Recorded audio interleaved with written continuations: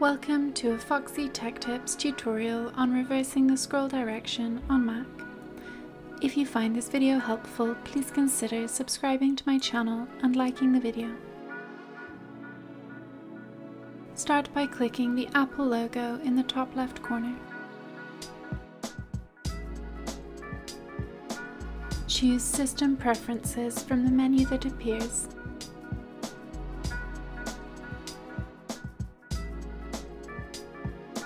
In System Preferences, choose Trackpad.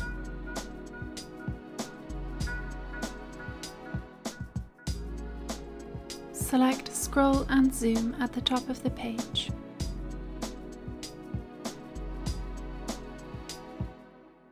To change the scroll direction, check or uncheck the checkbox to the left of Scroll Direction.